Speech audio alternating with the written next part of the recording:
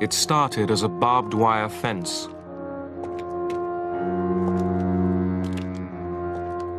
Dividing a city.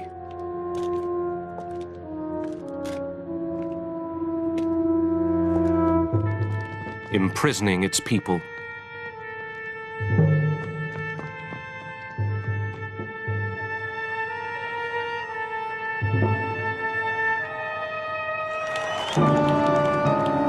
The very image of the Cold War, the Berlin Wall.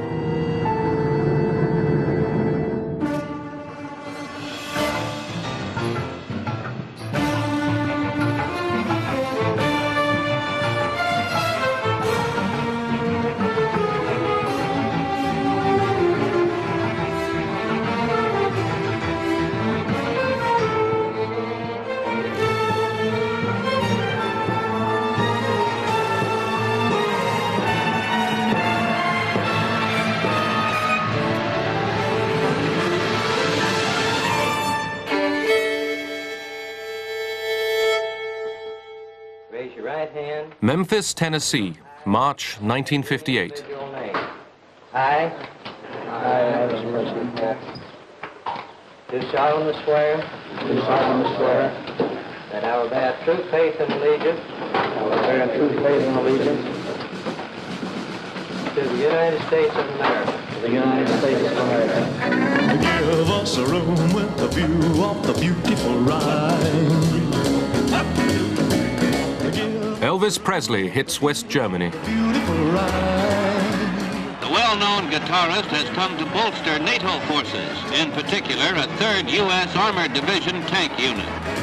I got those 1, 2, 3, 4 occupation GI Blue. West Germany was NATO's front line along the Iron Curtain. Since 1955, the Americans had been training a new West German army. Some thought that could mean a German finger on NATO's nuclear trigger. German rearmament brought back nightmares for many Europeans, above all for the Russians. The new weaponry alarmed East Germany, the German Democratic Republic. Die DDR hat ja nun versucht, verschiedene Angebote zu machen, eine Nuklear... The GDR made various offers to prevent the nuclear armament of West Germany. vorzubeugen, aber sie hat da... But it found no response, no echo. Und darum fühlte sich die DDR... The GDR felt directly threatened by tactical nuclear weapons. taktischen Atomwaffen fühlte sich bedroht. It accepted that the Soviet army, stationed on GDR territory, also should arm itself with tactical nuclear weapons. Mit taktischen Atomwaffen. Berlin, deep in East German territory, was under the joint occupation of the former wartime allies. Now in West Berlin, 12,000 British, American and French soldiers were surrounded by 500,000 Soviet and East German troops. Western rights of access were protected by four-power agreement.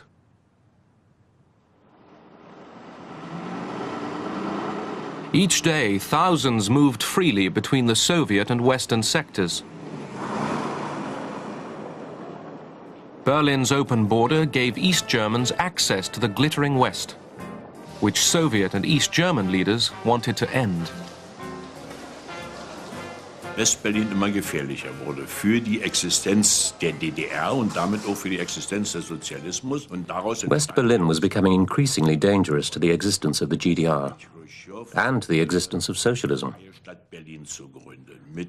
Khrushchev proposed to create a free city of Berlin with special rights of its own, with its own foreign policy, its own police, and its own symbolic foreign forces. Khrushchev thought that some pressures should be put on the Americans, and the obvious place was West Berlin. So that this was a sort of shock therapy on the part of Khrushchev, I would say. In November 1958, the West rejected Khrushchev's Berlin proposals. Khrushchev now offered East German leader Walter Ulbricht a peace treaty. It threatened Western rights in Berlin. He said that unless agreement were reached, that Berlin would be turned over to the East Germans within 6 months. We regarded that as an ultimatum. Eisenhower felt that the Soviets were doing something that was not really in their interest. His view was that if there were to be actual conflict between the United States and the Soviet Union, it would move quickly to large-scale, all-out conflict where everything would be drawn into it, and that was the danger, that was the risk. A new red threat to West Berlin. Khrushchev's demand that the United States, France, and Britain agree to end the four-power pact governing West Berlin, turning it over to Red East Germany, hints a new and major crisis. The Western powers reacted strongly, affirming their determination to keep the city free. It's an outpost. American Secretary of State John Foster Dulles, seeking common ground for a bargain over Berlin, consulted America's allies. But talks between the West and the Soviet Union led nowhere.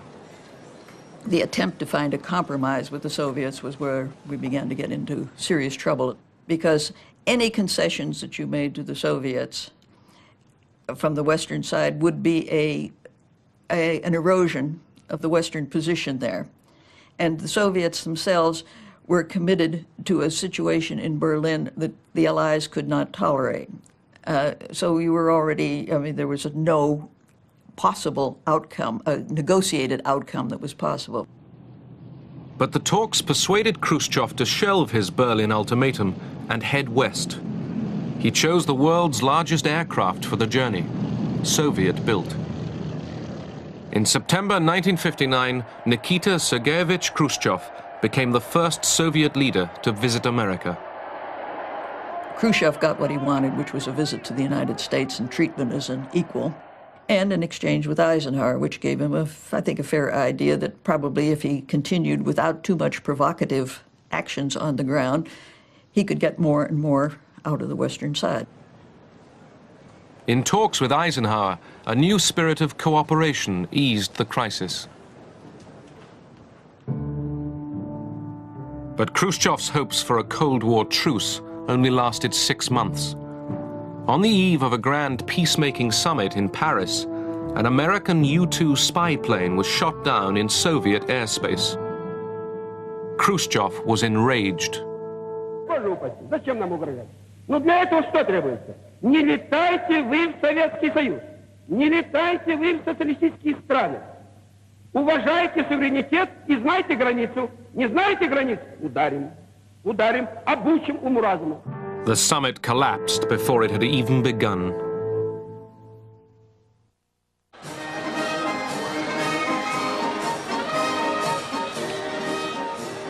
(1959). East Germany celebrated 10 years of socialist achievement. Walter Ulbricht, party leader, boasted of rapid industrial progress and of a socialist democracy that Germany had never known before.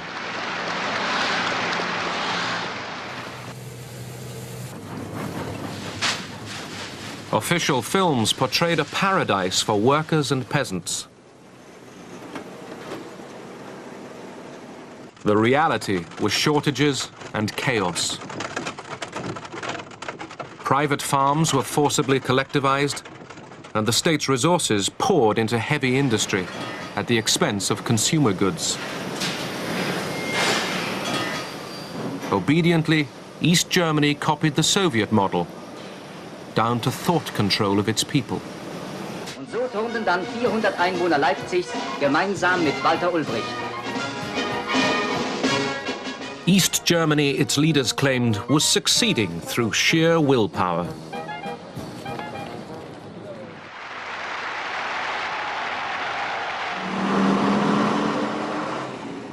But in spite of hard work and enthusiasm, only Soviet support kept the economy going. East Germany could not compete with the swelling prosperity of the West. The people in the East looked toward the West with what I might say longing. They would have liked to have the same comforts, the same goods, the same chances. And they saw in what was called socialism at the time a system that demanded of them sacrifices with nothing but promises for the future. And as long as the borders were open, it was relatively easy to get there. All you had to do is board a subway, and you were in another world. And it was really a crazy system. Imagine you go from socialism, in quotation marks, to capitalism in 2 minutes. Every month, thousands of East Germans fled across the open Berlin border and took refuge in the West. Most refugees were young and skilled. Their departure was bleeding the East German economy to death. Foreman in a plant in the East wouldn't know how many workers he still would have the next day because part of his working force had left him, had left the East, had left the system in order to go over there. And of course, in West Germany, they made every effort that people who came from the East would get jobs and would get comfortable existence. As his people drained away, Ulbricht became anxious. He urged Khrushchev to recognize East Germany as a sovereign state with control over its own borders. Khrushchev, outwardly sympathetic, played for time. Diese Idee eines separaten Friedens mit der DDR wurde mehr lanciert von Ulbricht. The idea of a separate peace treaty with the GDR was put forward mainly by Ulbricht, who wanted to bind the GDR into fixed treaties and link it politically with other countries. But Khrushchev argued that a separate peace treaty would intensify the Cold War. Den Kalten Krieg nicht entschärft, sondern im Gegenteil verschärft.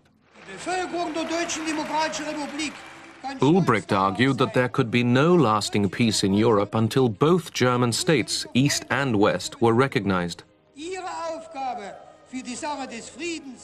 But Moscow was in no hurry. The German question must wait until after the American presidential election.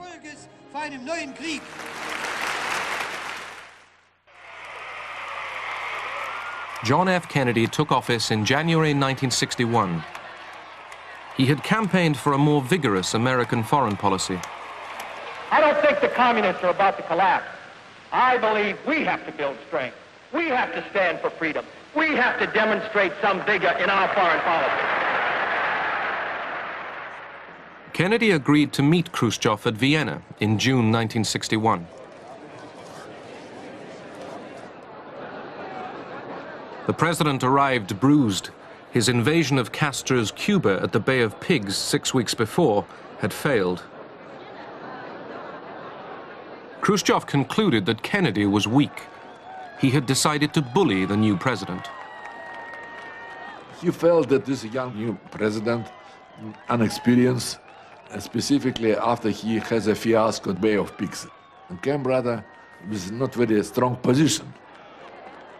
He said, look here, already so many years passed, Western countries do nothing about Germany and the peace treaty and about specifically West Berlin. So I am going to press this issue very strongly with the meeting with the new president. What Khrushchev kept saying was that we surround all those troops you have in West Berlin, and we could take West Berlin anytime we want to. And Kennedy's reply to him was, well, as may be, but we fought the Second World War, and they're there because of the Second World War by right. He became very emotional, very angry. This young fellow doesn't want to discuss with me the issue which is very important. And this make it very angry, and really it influenced his attitude. So it's he has a mixed feeling about. From one thing, he accepted he is tough, but from the other, he said that he is not wise enough. He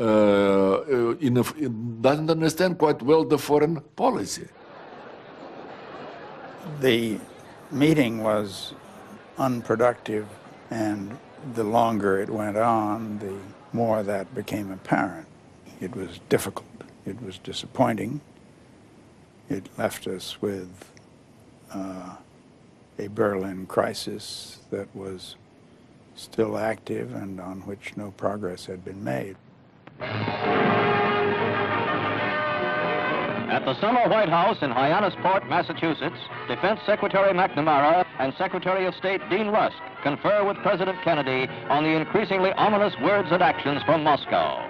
Premier Khrushchev's increase in arms... Khrushchev had renewed his ultimatum and increased the Soviet arms budget.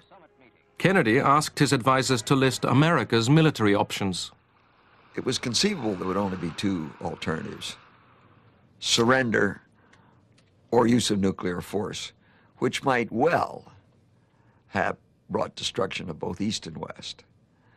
So the president was very anxious to find a middle course. In July, Kennedy asked Congress for extra defense funds and called reservists to arms. The source of world trouble and tension is Moscow, not Berlin. And if war begins, it will have begun in Moscow and not Berlin. For the choice of peace or war is largely theirs, not ours.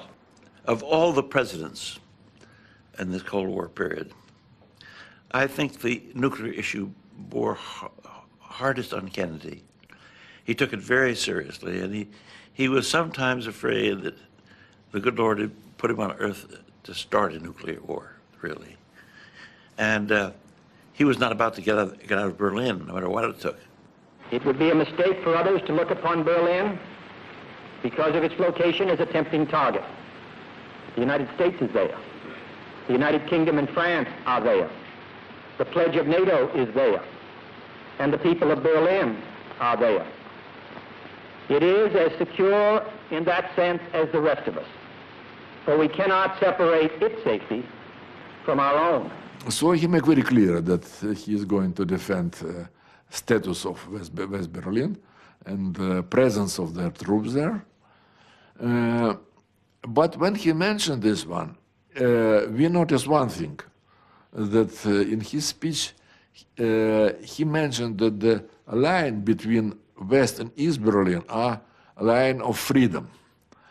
And he didn't say anything about the freedom of the movement across this line, East Berlin and West Berlin. It is a fact that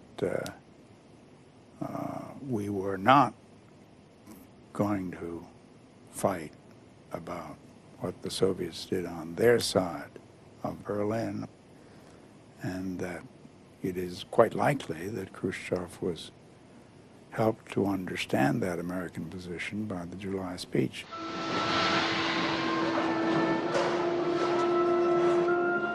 As the Berlin crisis darkened, the flow of refugees became a torrent. Fear rose that East Germany might collapse, pitching NATO and Soviet forces into conflict. Everybody knew that something is going to happen. Not necessarily only from the atmosphere, but for weeks, thousands and thousands of people have come across. And everybody realized that in some way or another, East Germany will have to react. By July, the East Germans were desperate. They begged the Soviets to let them stem the flow. Заявление Ульбрихта в беседе с нашим послом говорило только о следующем. Ulbricht indicated to our ambassador that they were fed up with the promises we'd given them to sign a peace treaty and take control. Promises which had been made in 1958, 59, 60, and again in 1961. Ulbricht said that all these promises did was to stimulate the population drain. Either we had to act or stop talking about it. East German border controls were intensified. Undetected by Western intelligence, Khrushchev and Ulbricht were planning harsher measures. Sometime later, a reply came back from Moscow. But Nikita Sergeyevich Khrushchev agrees to the closing of the border with West Germany and with West Berlin, and suggests the necessary preparations should be carried out. The National People's Army, the People's Police, the Customs State Security, the Transport Authority were all brought together in the Berlin area. They were put under strict observation, and they were not allowed to telephone their families. They didn't even have a telephone. For 4 to 6 weeks, they worked in total isolation on the preparations. On August the 12th, Soviet and East German forces were mobilized. At 23 hours, we were given our orders and told that at 24 hours, the border with West Berlin would be closed by military force. All the soldiers were fully armed. The People's Militia had automatic pistols and machine guns, any weapons they could get hold of. By early morning, East German troops were ready, lined up in battle order along the sector border. It was Berlin's last hour as one city. On the morning of Sunday, August 13th, Berliners woke to find a divided city. Teams of workers under armed guard started erecting a barbed wire barrier through the center. Khrushchev, preparing to this event, would have done everything to minimize, or rather to prevent, any military conflict between us and the United States and Western countries.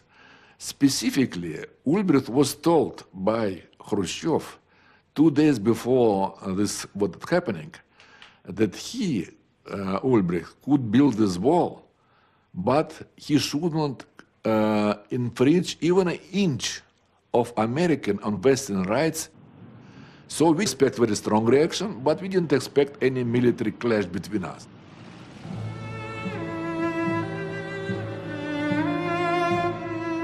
The barrier split Berlin. Families were torn apart. My father actually woke me up and said, you know, they closed the border. It was incomprehensible. You know, it was so strange.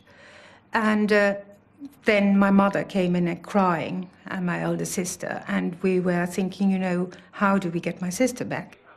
My sister that summer had stayed with my aunt just outside of East Berlin. So we all took the S-Bahn, and it was an absolute chaos. It was terrible. People crying, shouting. Some were frightened, some were angry. And I just remember I was so frightened. I thought, we never see my sister. She's lost, so to speak.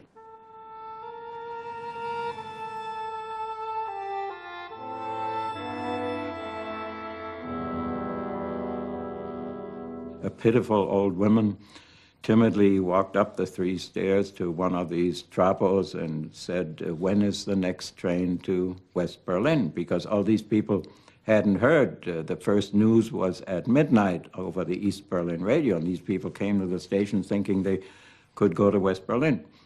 And I'll never forget the sneering tone in which this trapo said to her, none of that anymore, Grandma, you're all sitting in a mousetrap now.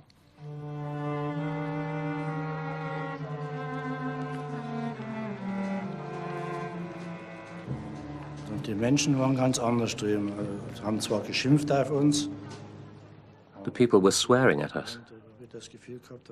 We felt we were simply doing our duty, but we were getting scolded from all sides. Und wurden dann von allen 2 Seiten Westberliner beschimpft. The West Berliners yelled at us, and the Eastern demonstrators yelled at us. We were standing there in the middle.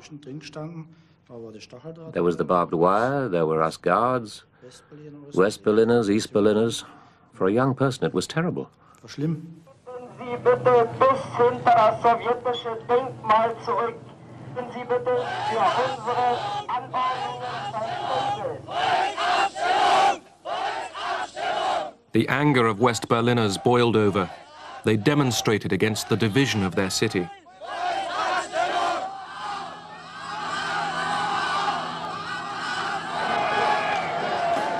They could not believe that the Western Allies would allow the barriers to remain. The demonstrations continued, but the West offered little protest. Mayor Willy Brandt tried to calm the crowds. He feared bloodshed if they attacked the barriers. The Allies were unsure how to react. Western rights had not been challenged. Erstmal waren wir wütend. Dann waren wir enttäuscht. We were outraged Der Bürgermeister hatte nicht mal geschafft, and also disappointed. die Kommandanten dazu zu bewegen, The mayor didn't manage to persuade the Allied commanders to make even a small protest. auszusprechen. People were not clear what exactly was going on. It was almost 12 hours before it really registered that this was going to be a total sealing of the inner sector borders. Nobody was quite sure what to do about the subject, what exactly was the scope of it. The focus of all of the planners had been on the threat, the possible necessity of having to take military action to block a Soviet move on Berlin. And here suddenly everybody was relieved to find out that the Soviets had found a way to resolve their problem with the refugees in a way that did not affect Allied rights. For the Allies, the closed border stabilized the tense Berlin situation. It was ordinary Berliners and their families who paid the price. In East Berlin, one soldier saw his last chance to escape. Dann war die 14 Uhr, habe ich meine Gruppe eingeteilt. Ich war ganz At 2 o'clock, I assigned tasks to my soldiers. Überall jemand war, das I was in front and I spread the others out so that it wouldn't look suspicious. Nobody noticed anything. von 14 bis 16 From 2 until 4 o'clock, I was thinking about the situation and wondering what was the right decision. Man verlässt I would have to leave my parents and my sister. Aber ich habe dann den Entschluss gefasst und Finally, I took the decision. gegen 16 Uhr. I jumped over the barbed wire at 4 o'clock. Then I was in the West, and they received me with a great cheer. bin mit Hallo empfangen. I was the first. Und der Erste.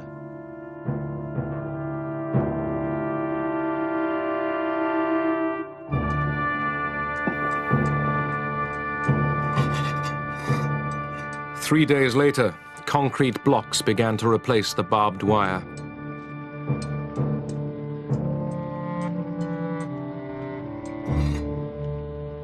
Along the sector boundaries rose the Berlin Wall, carving the city in two.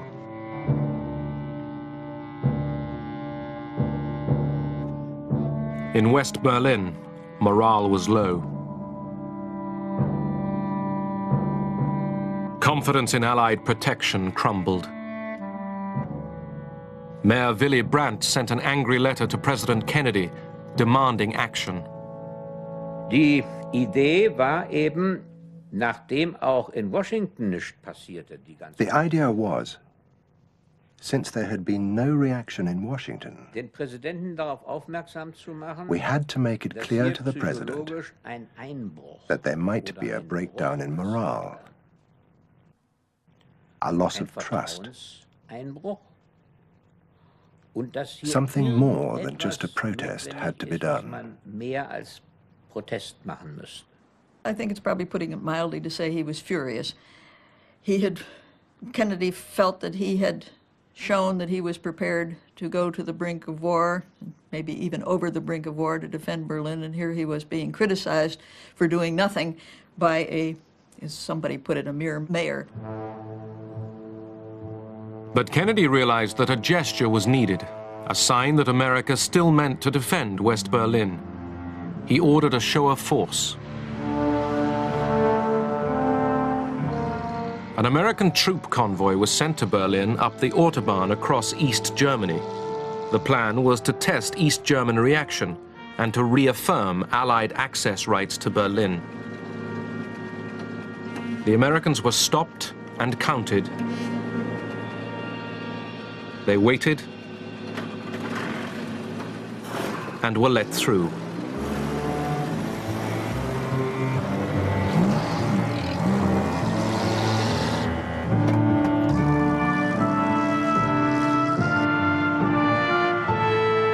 The troops arrived safely.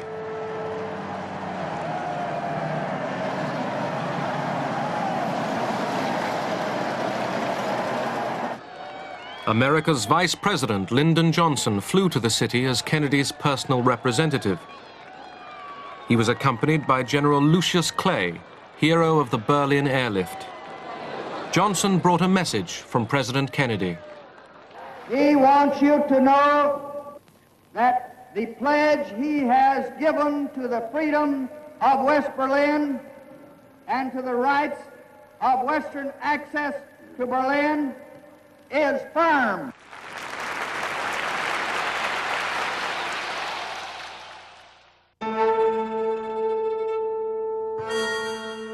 In the east, people risked death to flee through the last chinks in the barrier.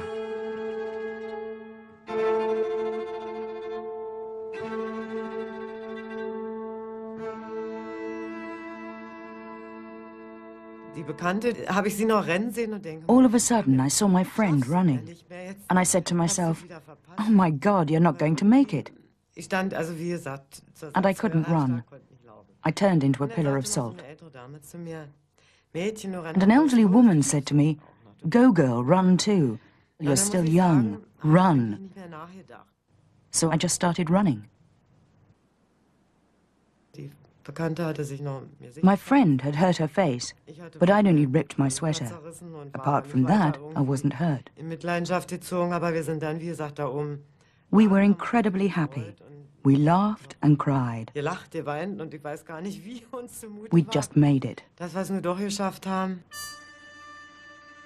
Many more made an impulsive dive for freedom. Und eines Tages kam nicht nach Hause. One day he didn't return home. I was waiting and waiting. He didn't come during the night or the next day, and I thought, what has happened? And then my brother-in-law came. Don't you know, he said, he's in the West. My whole world collapsed. I had to collect his things from work. It was like collecting the belongings of a dead person. Later, Heinz Carstens helped his wife to escape.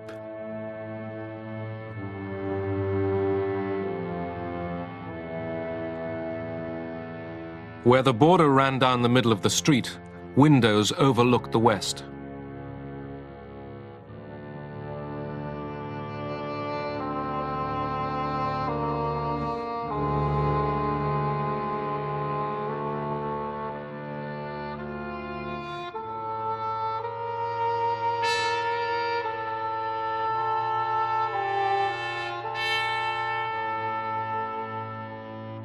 Helping people escape became a routine assignment for West Berlin's fire brigade. Nachher so, das spielte sich so ein, dass Leute springen wollten und Turm. It became the custom that people who wanted to escape, people who wanted to leave, would throw little pieces of paper out of the windows into Bernauer Strasse. The number of the building, the floor, the window. Second or third window was written on it, and the time, for example 10 o'clock, that they wanted to jump. Here are perhaps the most dramatic scenes ever to come out of Berlin. Tossing belongings from the window of an apartment overlooking the western border and freedom, an escapee is prepared to jump to safety into a net held by police and firemen of West Berlin.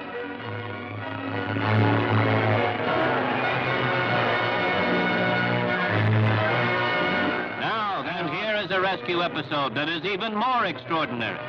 An attempt is being made by sympathetic Germans to assure the escape of a brave woman. While communist police try to pull her back through the window, below there is freedom's grip. A blood-chilling sequence that the News of the Day camera follows to its dramatic conclusion.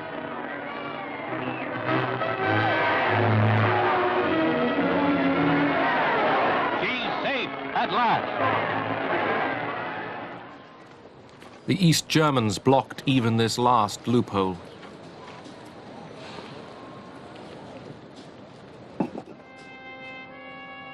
People swam lakes and canals, clung under trains, hid in cars, climbed barriers under fire.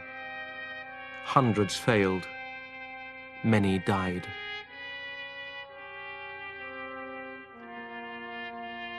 Despite the human suffering, East Germany justified the wall as a bulwark of peace. When the barbed wire was put up, the main argument was that peace had been saved. It wasn't a question of domestic difficulties. Ulbricht drew a veil of silence over the economic problems. They talked always of the anti-fascist barrier. That's how it was officially described, the protective bulwark. They did it as a necessity. And I thought, what kind of system is it that can only exist by keeping them with force in their own bailiwick?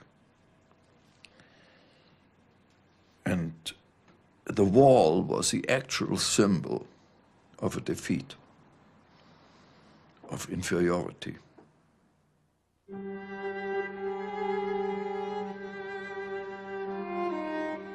Escapes went on. Killings went on. Telephone lines were cut. Now the two cities could no longer talk.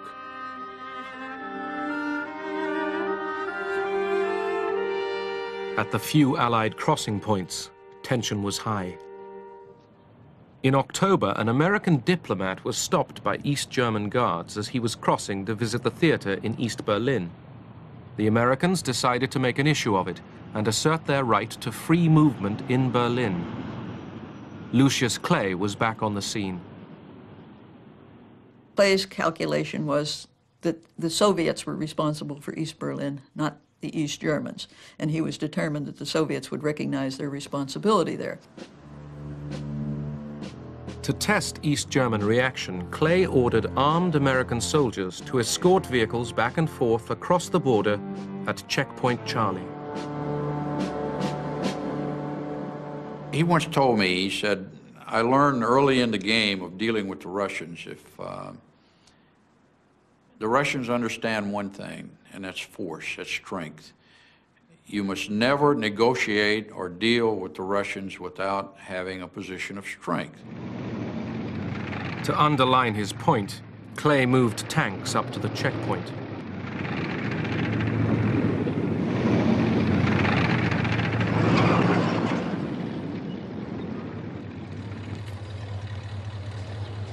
The Russians brought up their tanks and guns.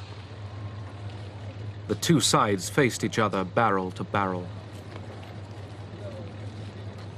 The telephone rang in the command post. He said, let me speak to General Clay. I said, he's not here. Who is this?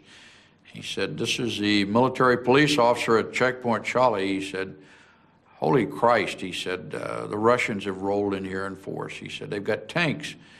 He said, the balloon's getting ready to go up. He said, the defecation is about to hit the fan. The situation was dangerous.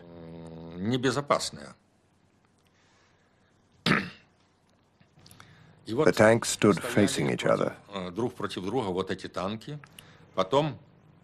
Our tank crews were told to exercise restraint, to give no grounds for provocation.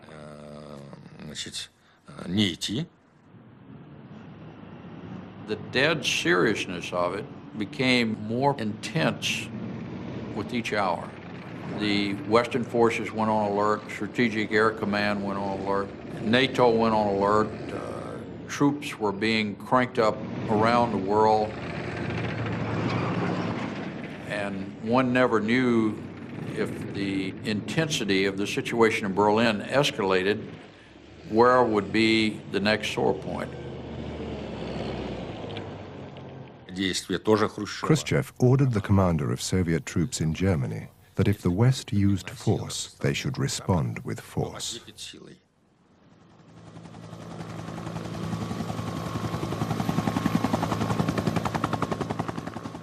Я как раз сидел в генеральном штабе, когда проходил съезд. I had a phone by one ear receiving information from Soviet military headquarters in Germany. Информацию из группы войск Германии. The other phone was connected to the Kremlin. As soon as I got the information, I reported to the Kremlin what was happening at Friedrichstrasse. На КПП у Фридрихштрассе.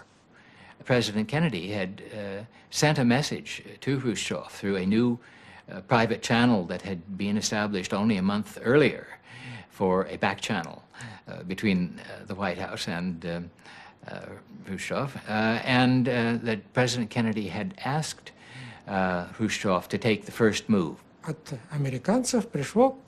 The Americans sent a message. It said, in order for us to move our tanks without losing face, you should move your tanks back to a certain distance. Our tanks stood 200 meters from the Americans.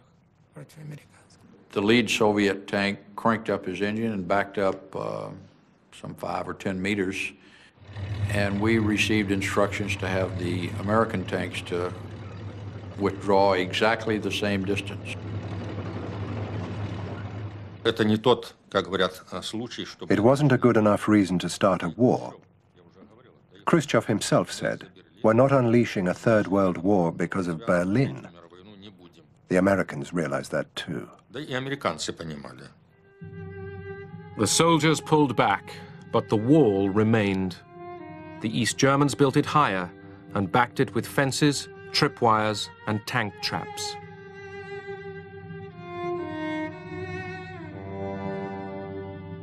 During the first year, 50 Germans died trying to cross to the west.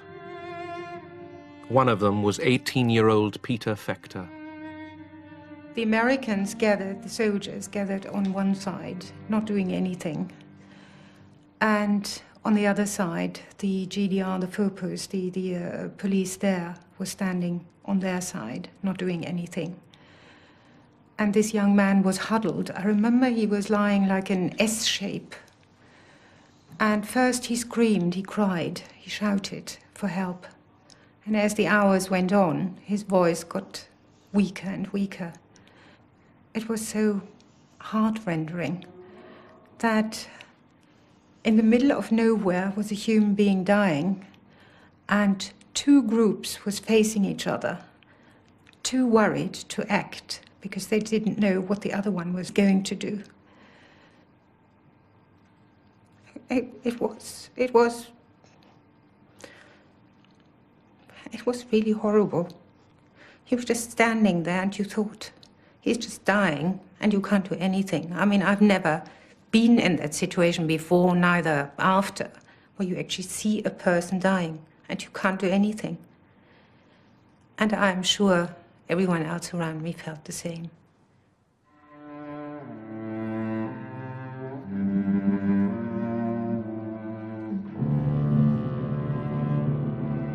The wall was the supreme symbol of the Cold War's cruelty and Europe's division. Its message was a bitter one.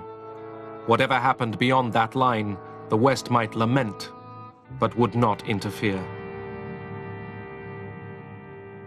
The wall was a way out, really, for Khrushchev. And although the Berlin affair continued to be discussed, it was no longer in a state of crisis as it had been before the wall.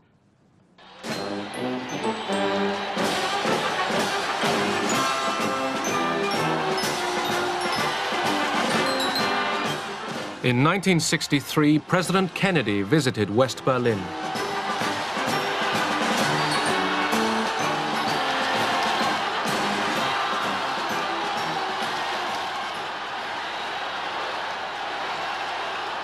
Freedom is indivisible. And when one man is enslaved, all are not free.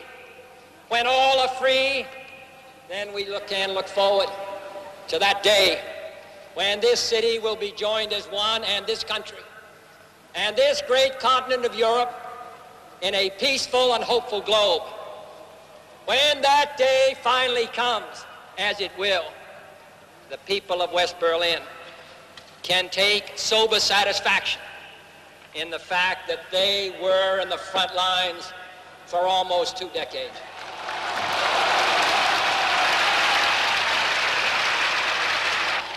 All free men, wherever they may live, are citizens of Berlin. And therefore, as a free man, I take pride in the words, Ich bin ein Berliner.